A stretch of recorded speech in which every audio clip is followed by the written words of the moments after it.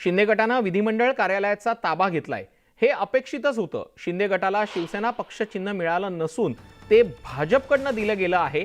उद्धव ठाकरे आमच्यासाठी व्हीप असून ते जो आदेश देतील तो पाळू, आम्ही कारवाईला घाबरत नाही, असं आव्हान कैलास पाटलांनी दिलंय। आम्ही ज्या पक्षानं किंवा ज्या पक्षप्रमुखांनी आम्हाला बी फॉर्म दिले, ज्यांच्या नावावर आम्ही निवडून आलो, आम्ही त्यांच्यासोबत आहेत। सर्वसामान्य जनतेला, शिवसैनिकांना आणि ज्यांनी आम्हाला मतदान केलंय त्यांनी फक्त उद्धव बाळासाहेब ठाकरे यांच्याकडे बघून आम्हाला आमदार केलेला आहे। त्यामुळं आमच्यासाठी त्या तांत्रिक बाबीपेक्षा उद्धवजी ठाकरे साहेब जो आदेश देतील तो आमच्यासाठी व्हीप असेल आणि आम्ही त्याचं पालन करणार।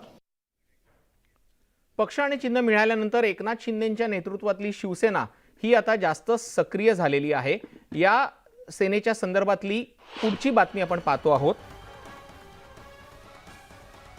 उद्धव ठाकरेंना आणखी एक जबरदस्त झटका दिला जाणार आहे। अत्यंत महत्त्वाच्या पदावरती ठाकरे गटाला पाणी सोडावं लागणार असल्याची माहिती मिळते आहे। ठाकरे गटातील विधान परिषदेतील विरोधी पक्षनेते पदासाठी धोक्याची घंटा आहे। विरोधी पक्षनेते अंबादास दानवे हे आता सत्ता पक्षाचा भाग झाले असल्यानं त्यांना विरोधी पक्षनेते पदावरती ठेवू नये अशी भूमिका शिवसेनेकडनं घेतली जाऊ शकते। तसं झालं तर अंबादास दानवे यांचं विरोधी पक्षनेतेपद अडचणीत येऊ शकतं।